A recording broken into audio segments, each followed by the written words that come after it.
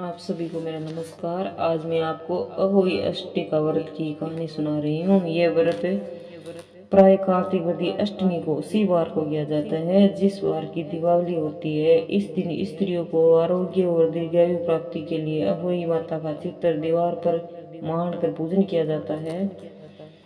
इस व्रत की विधि है। अहोई व्रत का दिन भर किया जाता है। जिस समय तारामंडल आकाश में उदय हो जाए उसी समय वहां पर एक जल का लोटा रखकर चांदी की स्याऊ और 2 गुड़िया रखकर मोली नाल से पिरोले फिर रोली चावल से अहोई माता की सहित स्याऊ माता का अर्चे और सिंह आदि का भोग लगाकर कहानी सुनी। इस वक्त की कहानी है।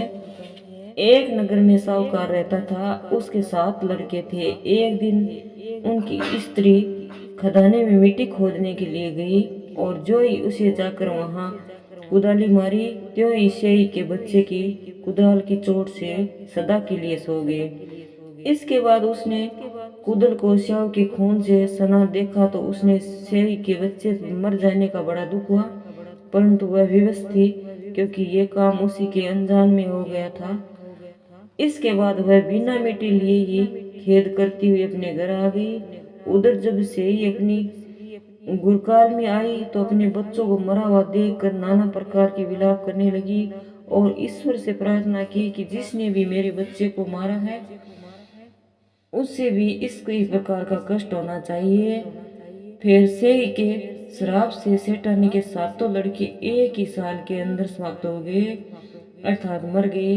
इसी प्रकार अपने बच्चों को असमय काल में मुंह में समाये जाने पर सेठ सेठानी इतने दुखी हुए कि उन्होंने किसी तीर्थ पर जाकर अपने प्राण गंवा देने की उचित समझा।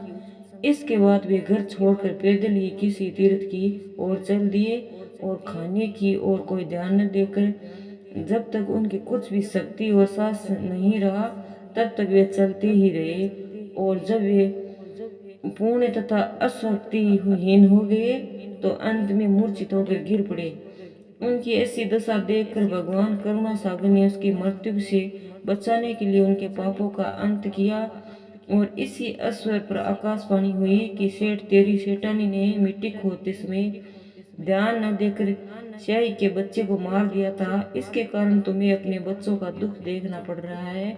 यदि अब पूर्ण घर जाकर तुम मन लगाकर गऊ की सेवा करोगे और अहोई माता का अर्जुना देवी का विधि विधान से व्रत आरंभ कर प्राणियों पर दया रखते हुए सपने में भी किसी को कष्ट नहीं दोगे तो तुम्हें भगवान की कृपा से पूर्ण संतान की प्राप्ति होगी।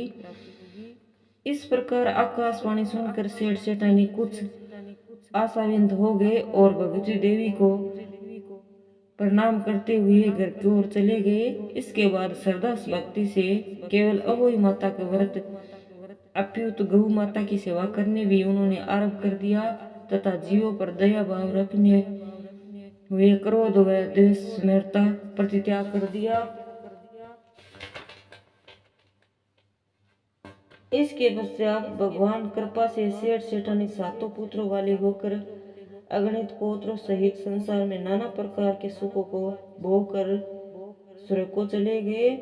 बहुत सोच विचार करने के बाद भली भांति प्रकार करने पर ही कार्य का आरंभ करो और अनजाने में भी किसी प्राणी की हिंसा मत करो। गौ माता की सेवा के साथ साथ अहोई माता का अजोगता देवी भगवती की पूजा करो।